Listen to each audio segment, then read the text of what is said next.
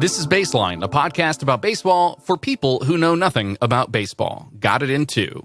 I'm Kyle. And I'm Andrew. And welcome to Baseline.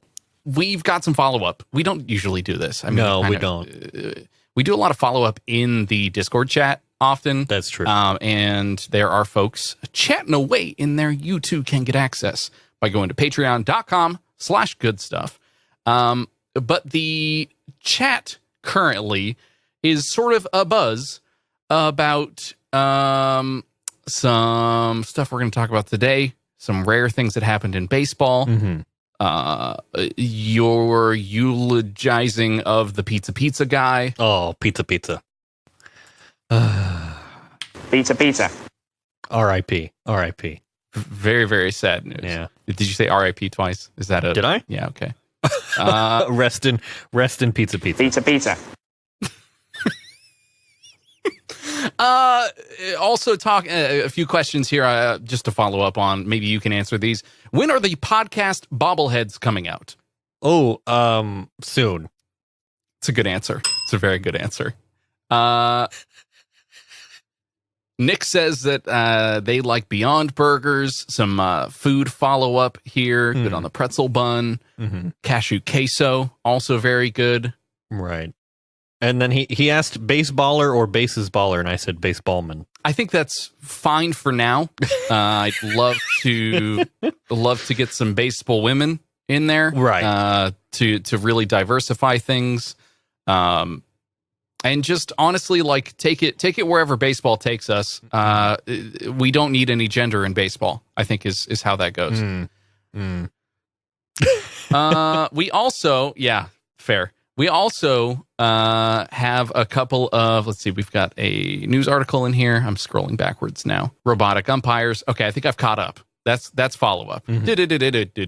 Follow-up. Follow-up from one of the previous episodes. So we talked about the futility mark last episode, and boy, that was a snappy...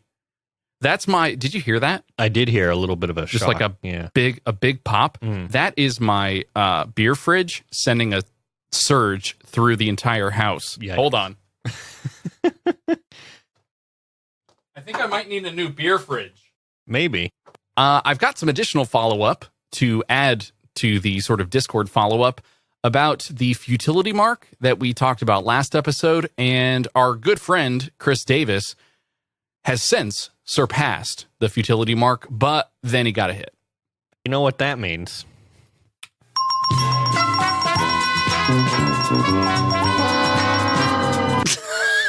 You get both of them kind of. Yeah, it's sort of like it's great, especially the way that this happened. He was at a Red Sox game. I should say he was playing. Maybe that's more accurate. He was. I don't know. Game. He was just there. At that point, you do kind of feel like you're watching because you literally have not contributed in 54 at bats. But right, you walk up there and then you walk back shortly afterwards. Pretty much after maybe swinging your arms a little bit. You just sort of show really, up. You're just doing high intensity interval training workouts. On home plate. You know that feel, mostly. Yeah, a little bit. Davis says that, let's see, it's been a long time without getting a hit. He said, I don't know what I'm going to do with it, but obviously something special. I think that being that I believe they gave him the ball that he hit to commemorate. Right. Yeah. Right. Which is that's a typical baseball thing. Either your first hit as a major leaguer, your 3,000th hit, your somethingth home run.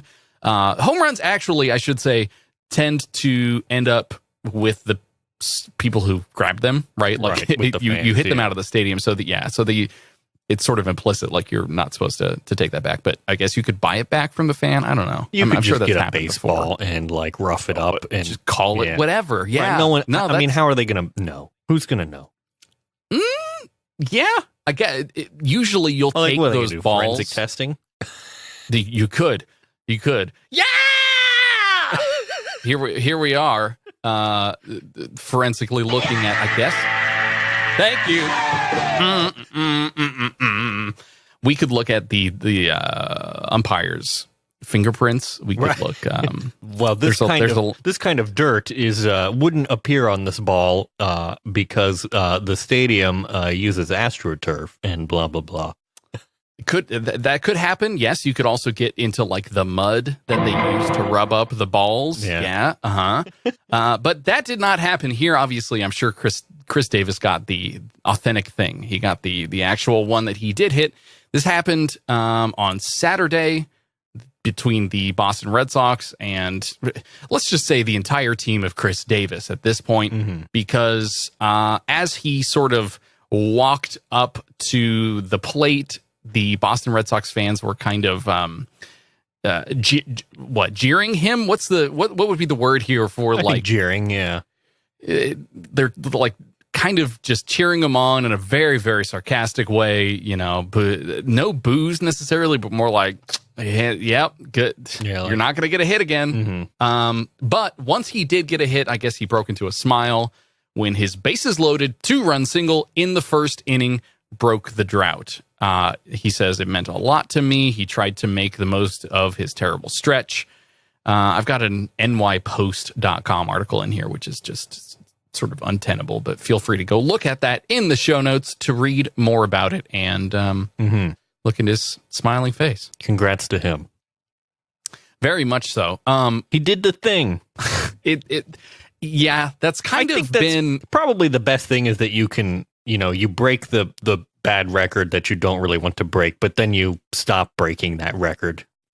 That tends to be the baseball thing, right? Like it is a thing until it is not. You have the streak until you do not.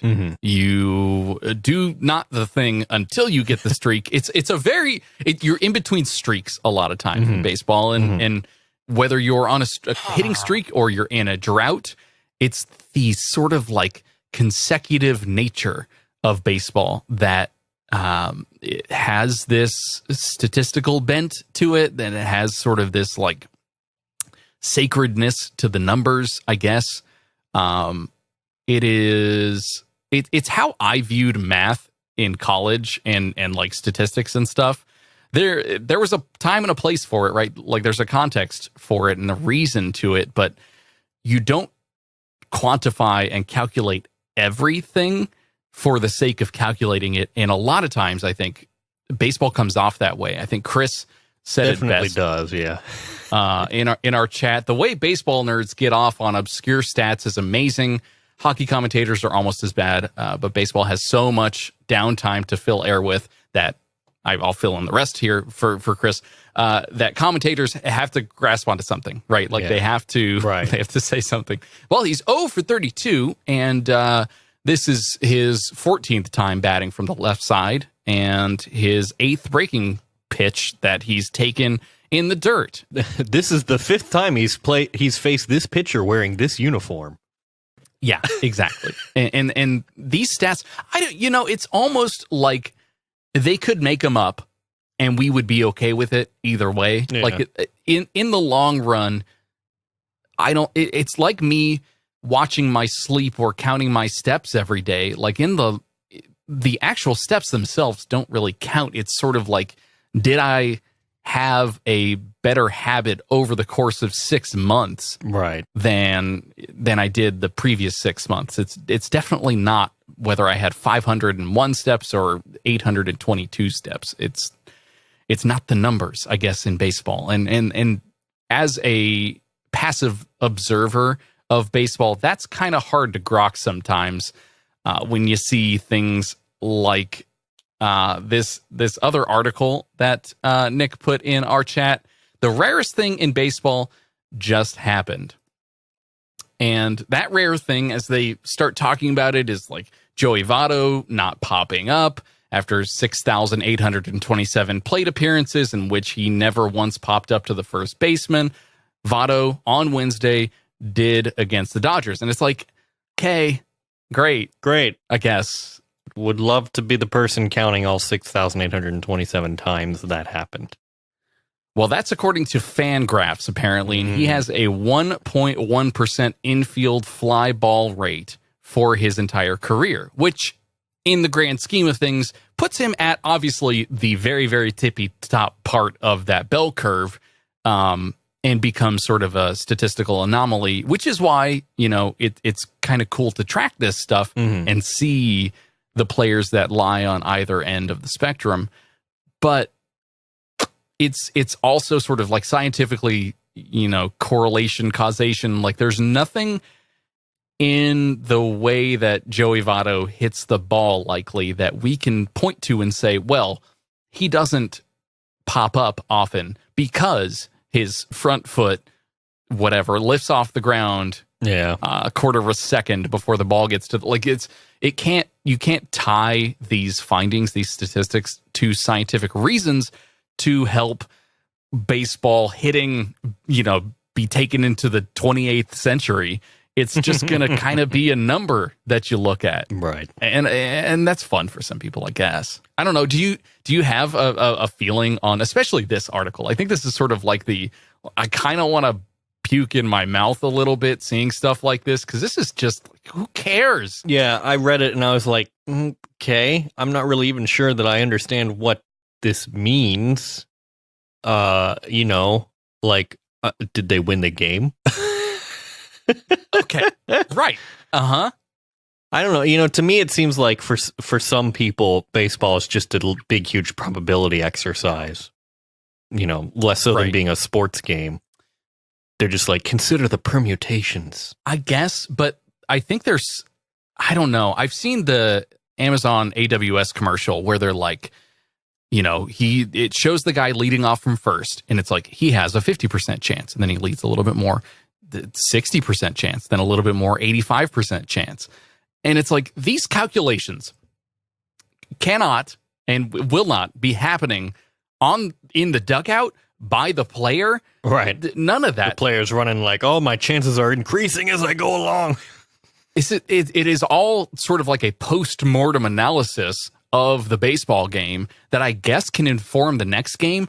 But how much do you slice and dice this stuff to the point where it still provides value? Like the 6,800 plate appearances where he didn't pop up to the first baseman, like there's something clearly different in the way that either he approaches things, or maybe there is some physical reason for this to happen, but likely it is a sort of like split-second mental decision that happens where he just doesn't swing at pitches that are up in the zone that you're likely to pop up. And that's it. Like he just sort of has a habit of that. I do find it kind of mildly interesting that more of this statistical analysis is being put onto like AI, it's being roped into the computational sciences that are going to be handled by either Amazon Web Services or Fangraphs or whoever. And it's not necessarily something that Major League Baseball, maybe they do sort of like on the back end pay for, but it's not something that they're like, well, we own these stats now and you have to like pay us to get access to them. It sounds like there's a little bit of democratizing of the data to try and figure this sort of stuff out, which I guess is the reason why folks are tracking it and maybe increasing value of players based on that information and crunching the numbers to say like, well, Joey Votto, he would do well in the 5 slot for us as the San Francisco Giants because our current 5 slot, once people get on base, they always pop up. Like Brandon Belt sucks at that. But that's the only way that I could really think that this is going to become valuable, is that this information is targetable by different baseball clubs looking to like capitalize on what this very, very, very specific right side or left side of the bell curve has to offer and fits into their strategy. Like that's kind of it for me. I'm going to move us on then to one of this is a weird baseball thing. It's the first link that I have here on our list. But J.A. Happ tried to be like Bartolo Colon on this play, but he's not him, and nobody is, according to Cut 4, a MajorLeagueBaseball.com property. You've seen the Bartolo Colon sort of like behind the back throw where he's running down the first base side and he throws it behind his back. I'm sure I have. Or I'm looking now because they linked to it. He's just keeping the ball away from Bohr the whole game. He wants to get it. There, ball behind the back. That's pretty good. Yeah. So that's a wonderful, wonderful play. Now, in contrast, you gotta watch I saw between this. the legs flip try. I saw this. It did not go well. In the embedded tweet in this article, the caption is just "whoops," and that's basically what happened. My favorite part of this video is the slow motion replay and the reaction of the first baseman to be like, "Are you kidding me? Yeah, you did not just do that." He was just like, "What?" Like, I'm not even gonna try. Yeah, no, it was not even a defeated look. It was like are you kidding me look. Right. Like, what have you done? Why would you even try that? Mm-hmm. Especially the fact that it went over his head rather than being, I guess I should go look at this in the show notes. If you have not seen this yet, or you are not, I don't know, in our chat, please do go look at this. It is worth the 34 seconds and the ad that plays before it. Trust me. Yeah. And I saw too that they were assessed an error for this, which I guess that makes sense. It is absolutely an error. Yeah. Like it is a no look. It's something that I would do. 360 no scope. Yeah, he 100% tried the 360 no scope, a ball between his legs to the first baseman, who was a direct, like, you have to think that these players are handling baseballs constantly. Like, they should be second nature. And so, like, what he was trying to do was he was trying to wind up in one of those compilation videos that's like, top 10 trick shots or whatever. Right. Yes. It has all the, it has like the all over the top of it and all that. It was, don't dude perfect my MLB, please. Like, I don't need this. I'm okay with him just grabbing the ball. Like, there is something to be said for understated play of baseball sometimes, where it's like, I know that I can't make this, and that is the professional decision. Trying to throw it between your legs to the first baseman is not only an unprofessional decision, it is literally an error. They call it an error on you, the pitcher, by trying to do that. It's just ridiculous. Mm-hmm. Speaking of which, there is this is also under a header that I've called weird baseball things. So this is sort of the third one in here. Mm-hmm. Colin, let's see. Pitcher pulls off a move straight out of The Matrix to avoid line drive. I saw this too. Yeah, I did I send this to you? I forget. You did. I did, yeah. So you sent this to me, I think, on Monday or Tuesday. I mean, he did that Neo move. He did that agent move from The Matrix where they just like bend their back and avoid the bullet. But a baseball here. I love MLB's tweet. They just said The Matrix 1999. Yeah. It is a very good. And there's a slow-mo. And it just barely, I have my finger on the playhead and I'm just moving it back and forth frame by frame. It's quite something. Mm-hmm. It's very amusing.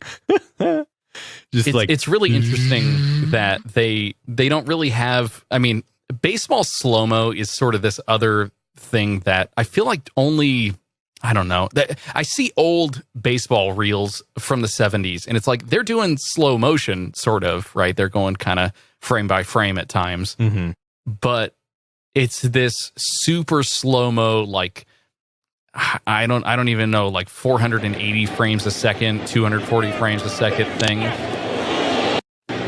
Yeah. It looks very cool sometimes, but it's like, it's so inconsistently used in baseball. I feel like it is way more consistently used in things like the NFL or probably like the tennis, where they need to actually see where the ball hits. Mm-hmm. But for baseball, it's like, why are there not? It's just eye candy. Right? Yeah, it definitely does feel like that sometimes, or for like cool plays like this. But why not have again another sick from a trick shot? Yeah, from every angle. All you would need are 6 or 8 slow motion cameras from either end of the ballpark to point at each base, so that you could count whether or not the runner is safe or not. I mean, it's like these instances where they're like, well, we don't really have a good look at that. I can't count the number of times that has happened where it's like, well, we can't really tell, so we're just going to go with the call that we made. Like, that should not be the case. You have millions and millions of dollars, and you have 1,000 FPS cameras. Put one on the field, on a turret, or on a, I don't know, like do something to make it so that we can get a better angle at this to see whether he was safe or not. I don't know. That's my slow-mo rant, I guess, for I do want to Major League Baseball. At the bottom of this article, there's a link. It says that these moves came just one night after Cubs pitcher Yu Darvish managed to hit 3 people with just 1 pitch. So I clicked over to that article, and that's also a great video. He manages to like bounce it off of the pitcher and the catcher and get the umpire all in one throw. Here we go.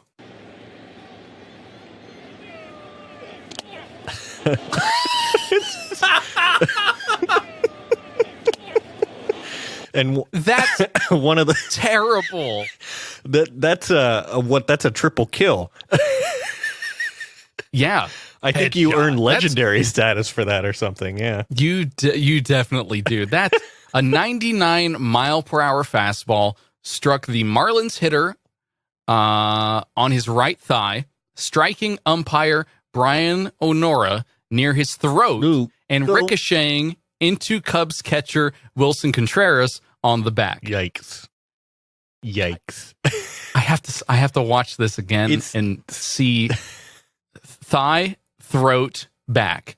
Yeah, okay. Oh, yeah. Oh, my gosh. Baseball. Wow. Okay, so here's the other thing that I've been really thinking about, and I want to hear from our listeners on this, because Kenny's posted a link to, like, robotic umpires. Is it time? Because they're getting worse, into the chat. The look of baseball, I just take a snapshot sort of right now of the way that baseball looks, with the main screen of most games is going to be the mound, the pitcher on the mound, and then a look towards home plate with the batter up there, the catcher and the umpire. That's kind of it. How is the look of baseball going to change in the next few years if either, like robotic umpires, like they're not going to be robots, right? They're going to be probably just laser guided strike zones, right? That, somehow, or like a camera system of some kind. A camera system. I mean, if they can't get the cameras right, how are they going to get the home plate camera right? Like, anyway. But that's the thing with this. Like, I want to hear from you guys. Like, what is baseball going to look like in, let's put it in like 50 years, right? Like, are there going to be systems in place, not just for, not just for, like trying to see if something's in the strike zone, but are they safe? Are they out? Are our bases capacitive? Are there lights? What's going on? Because the future of baseball, to me, is not stats. It's not this like pouring on of quantitative information from these news sources. I get that they've got to meet quotas and they've got to post stuff, but like, how can we avoid players and umpires getting hurt like this? This is ridiculous. Like, the umpire should probably just stand maybe 10 feet to the right and be there just to call whether they're safe or not, or get a general idea, but have the laser guided strike zone call the balls and strikes so that catchers just don't need to get hurt. Like, I feel like you could probably keep the catcher there, but the umpire doesn't need to be behind there anymore. Yeah, get him out of there. Right. It's all they're going to do is get hurt. And watching this, someone getting hit in the throat with a 99 mile per hour fastball. That's not great. It's not. It really, really is not. Really bad. Yeah. But all I want to do now is I want to take some of these videos that we've watched and I want to make meme edits of them with some of my sound clips. because I can think of some good ones. Most of these are also in very, very, nice quality. They're professional baseball, and so you can get some good rips. Yeah, I'm just thinking the one where he, underhands it through his legs and just zoom in on the first baseman as he's giving that look and just mission failed. We'll get him next time. I want no part of that for sure. It's. And then I do feel like that sometimes. You could do a whole wasted vine on the Yu Darvish's throw as soon as it hits the baseballman, the batter just.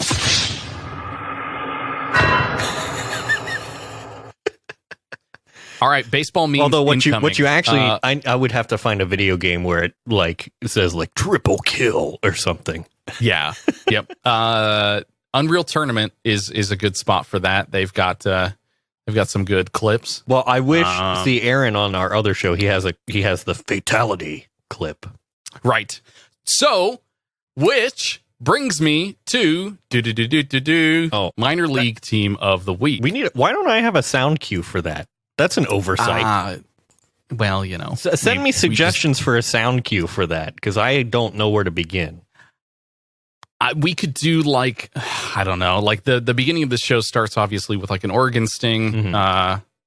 I mean, I've got this, but that's not really minor league team of the week. Yeah. No, it doesn't really fit very well, but we'll find something. It'll stick eventually. If you've got, I don't know. I guess the thing that we could do is if you've got a suggestion, we could either make it or something that we've done on previous shows that I've worked on. If we've taken folks' recordings of things and played them as the segment bumpers. So please, give me your best Sports Center or MLB TV, either a Sports Center announcer of "It's time for the minor league team of the week," or a baseball announcer on MLB TV, "And folks, it's time once again for the minor league team of the week." Both very good examples. Thank you for that. You're welcome. So we'll run with that for now.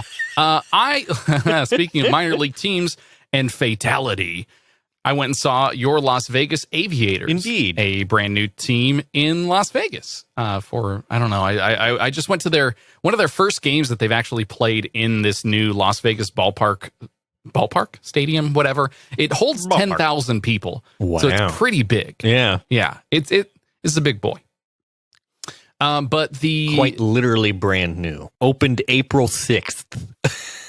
And I went on the 14th, 15th. Yeah. One of those days. So it was 10 days after they had been open. But you were still peeling the plastic off the seats and all that, right? Well, no, actually, because these seats are unlike anything you've ever seen.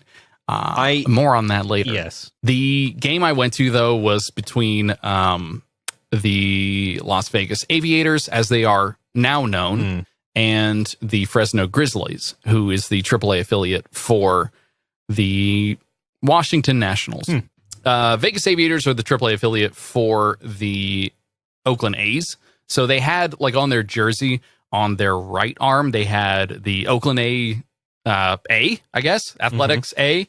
And that, I guess, is good for a season, at least. Sometimes AAA affiliates change, as the Fresno Grizzlies have changed many times. They used to be the Giants. Now they're the Nationals. I don't know what they were previous years to that. I think they may have been. Yeah, I don't know.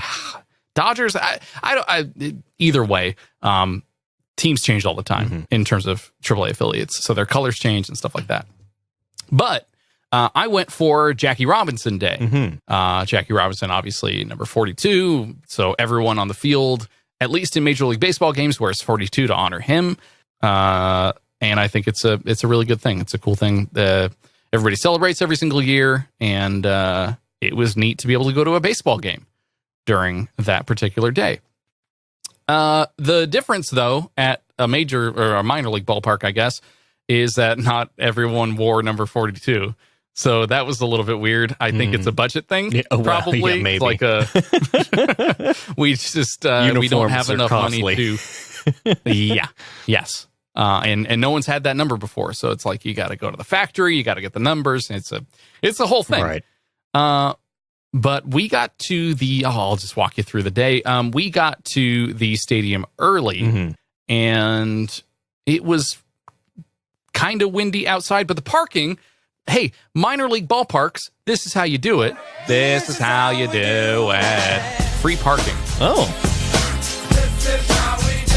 Yeah. Well, yeah. It's strange. I mean, parking usually is free, but not for sporting events. Like, come on. Right. They're probably trying to get people to show up, So what better way? Well, they've sold out, at least up until the game that I watched, they had sold out every game before that. So that was a good, 5 games, I believe. They were wrapping up their homestand with this game that I went and saw. So the Las Vegas Aviators, I'm going to give you a little bit of history on this team in particular, since that's kind of what you do. And I'm sort of taking the reins from you because I went and saw the Las Vegas Aviators. You are fully out of the comfort zone here. That's right. Buckle up, Buckaroo, because your Las Vegas Aviators were once formerly known as Las Vegas 51s. Oh, okay.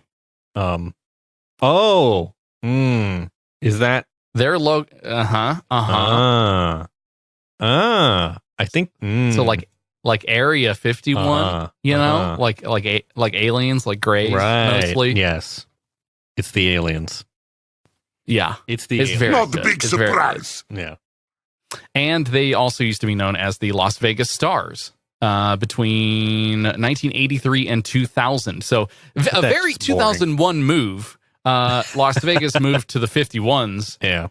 And probably just started drinking a bunch of Surge and absolutely stuff. And I'm sure that their ballpark food became quite a bit more what's the word? Eccentric. Dude, perfect. Yeah. Right. I'm imagining like them serving you like glowing green beer. Oh my gosh. But that just makes this sound to it. Goes. Now they haven't, honestly, they haven't moved too far away from that. They do still serve margaritas that have a glowing LED light in them. And so they kind of like shimmer and change colors. That's definitely still a thing that they do as the Aviators, but I don't know. I feel like the rebrand and this brand new stadium, they're trying to signal sort of like a renewed life, a new lease on life for your Las Vegas minor league team. It was overall a very, very good experience. There are some major things in here that I want to touch on, and I have documented them as photographs. So please open up your podcast player of choice right now, and if it does indeed support chapter markers with images embedded, you will see them now. First up, main thing that I'd like to talk about are these seats. The seats I got were pretty great. You've got to think about. Yeah, it's 100% like the chair I'm sitting on right now as well. It is an all mesh, both bottom and top chair that you can pretty much see through. Yeah, it's still shaped like a regular ballpark stadium seat. Yeah, but this stadium, every single seat in the ballpark, it had to have been much cooler to sit on for. It was spectacular. My butt did not get tired. It was cool the whole time. It was a pretty cool night anyway. Sort of like light sweatshirt weather. But think about the summer in Las Vegas. This is not an indoor ballpark. This is like open to the elements. Right. And you do not want to sit your butt down on hot plastic seats. Yeah. So this is the first time I've ever seen this. And please, baseball, just do this. Get rid of all your seats. Forget, I don't care how much history is in your chairs. Looking at you, Fenway Park. Boy. Absolutely. Get rid of all of these and put these in. I don't know if they come in other colors. Who cares? It was so comfortable. I'm sure Herman Miller is glad to crank them out in different colors. Yeah. That's who I assume makes it. It looks like an Aeron. Yes, everyone. I mean, Vegas really sort of. They're not. They're spending on the chairs. They're not spending on the jerseys. I don't know. It's a whole thing. Yeah. A lot of mesh going on though, and it probably does pretty well to keep the overall temperature of the stadium down when the sun is beating straight down from the top. Like you're not ending up with all of these plastic chairs sort of residual energy sitting in the plastic and heating up everybody around them if it's empty. All their thermal mass. Right, exactly. The next image on here is it's sort of a lot. So you can kind of see where my seat was. I was behind the only about $20 a ticket for this for pretty great seats. But I was behind the third base side here, behind the dugout on the third base side, which is where the visitors were. So that was all right. Because I don't have a dog in that fight. But this is a photo of their mascot, whose name escapes me. I'm going to search the Wikipedia article real quick. Alumni. I believe his name was some sort of. I mean, it looks like Darkwing Duck, but yes, it was Spruce the Goose. Okay. Indeed. So he's got sort of like this Howard Hughes. Oh, is that what Aviators is in reference to? Yeah. Yes. Yes. Show me all the blueprints. Yes. All of them. Yeah. See, if I had known that and I was at the stadium, I just would have sat in the in my seat, and when a vendor came by, I would have just been like, "Come in with the milk." Yeah, I was at sort of a loss for references at this point in the goings on. Put the popcorn in my left hand and grab the hot dog with my right hand. With my right hand, yeah. This was such a very cool mascot. The sort of like wearing the aviators. He never lifted the aviators, which was the other weird thing. I kind of expected like, okay, maybe it does like maybe you don't want to know what's behind the aviators. Yeah, no, that's probably true. But he's sort of wearing like a jumpsuit. He's got slicked back blonde hair. And it's a goose, right? It's a walking, talking goose. It looks like a fighter pilot goose, to be honest. Like it looks like straight out of Top Gun, but like the Looney Tunes version. Right. Yeah. He was sort of a jerk as well, which was fun. Geese normally are. True. He did not go a side note story children, for the after show about geese. Would love to hear that. Patreon.com/goodstuff. The goose though, Spruce, was every time that like he would be running by and a kid would hold up their glove like, hey, throw me the ball, he would run up to the kid and knock their glove out of their hand. It was great. It was glorious. Cold. Yeah. So I feel like minor league mascots get away with more of that kind of shenanigans than like a major league mascot.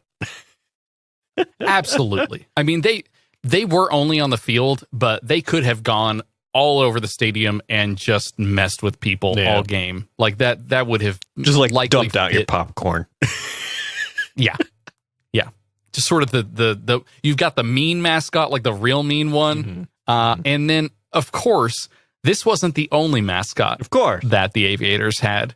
If you take a look at the Wikipedia article, there is sort of like the personified aviator there with the goggles sort of look, and then the like Power Ranger face mask. Go Power Rangers! It's got kind of like this robot look to it a little bit. And they, of course, had a mascot that embodied exactly that. That was, they had the face and it had the jetpack and stuff like that. It says here that mascot is named the Aviator. Yeah. They should have had Howard. The duck. No, Howard Hughes. Oh, all right. Just a man in some baggy 1950s clothes, just sort of wandering everywhere and, being eccentric. I think that would have done probably pretty well. Yeah. But no, it was sort of like you know what it felt like to me? Maybe you've seen this. The Warriors' old branding used to have a mascot called the Warrior, and he was basically like this pillow stuffed muscular man that had a just stone cold face, but would be like flexing all game. Mm-hmm. And that's what this felt like no personality, like drawn on abs. It was a really bad look. It felt very much like a 1999, 2001 thing that would have been made. And I don't know, it's like they fought internally over, well, what should our mascot be? Well, we made this guy as a logo. Yeah, but the duck is so much cooler. Yeah, but the guy, the logo. Yeah, I guess.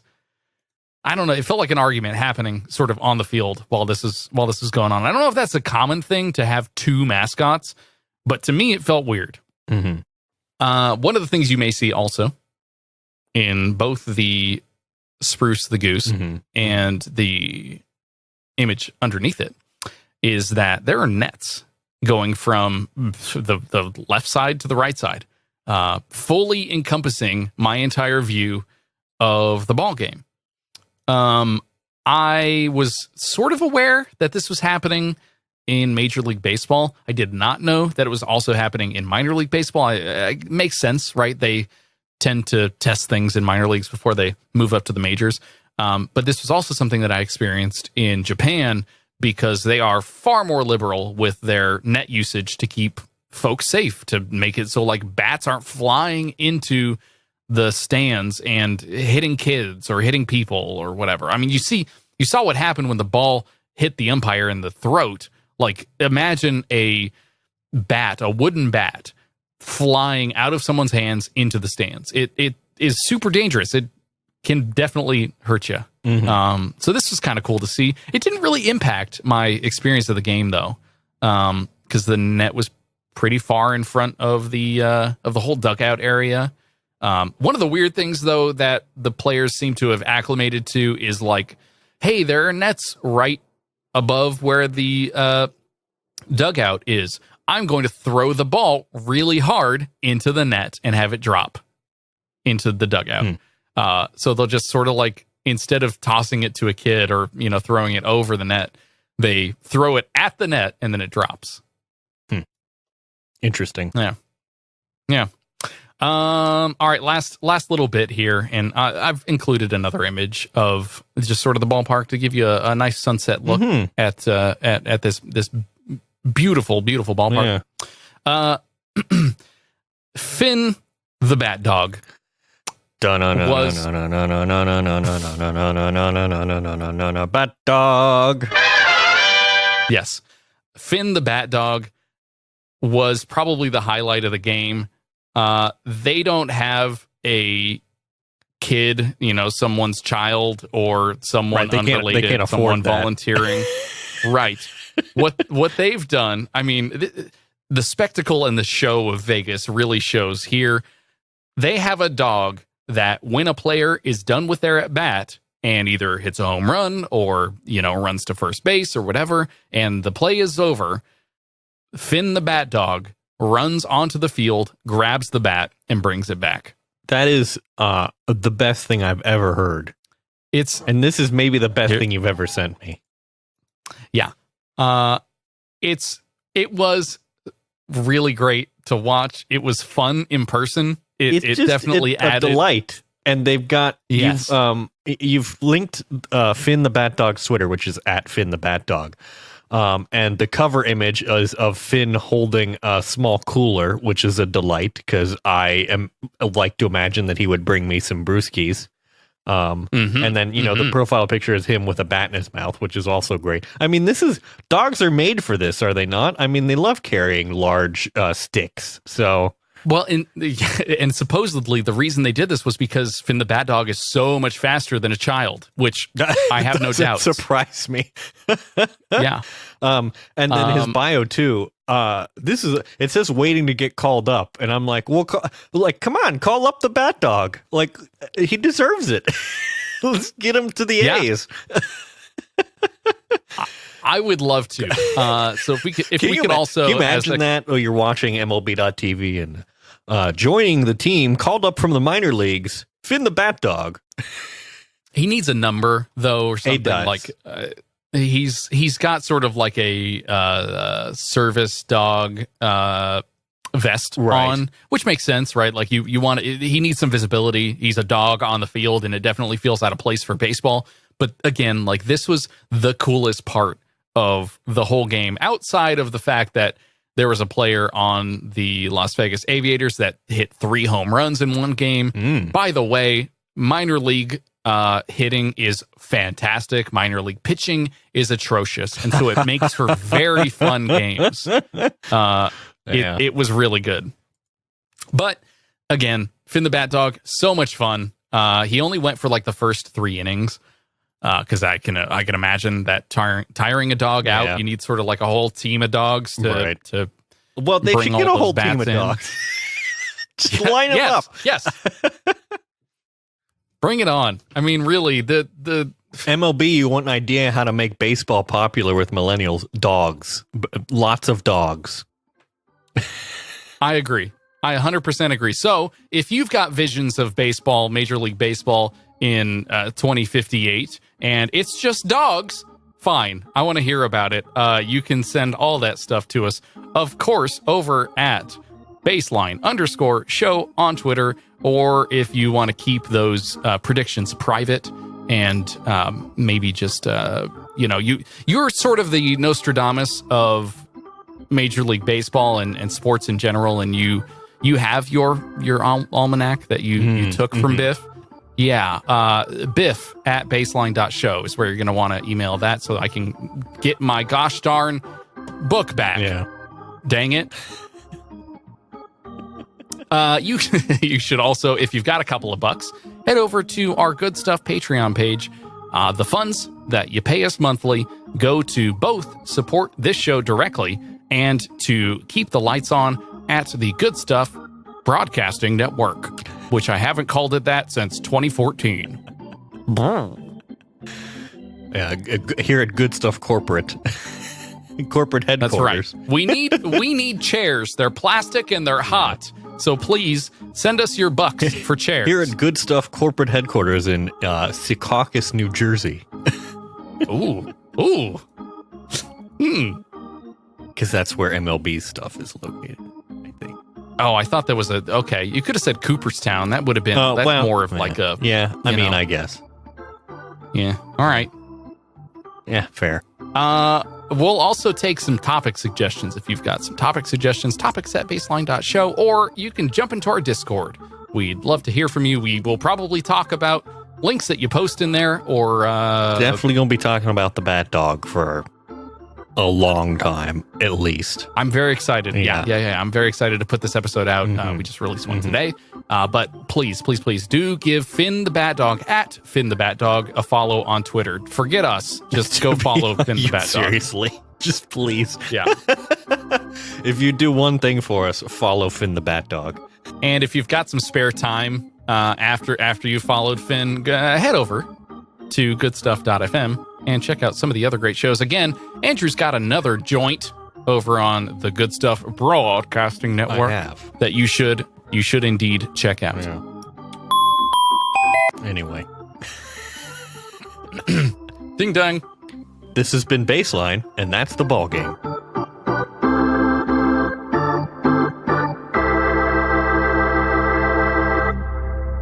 Any rebroadcast, retransmission, or account of this game without the express written consent of Goodstuff.fm is prohibited.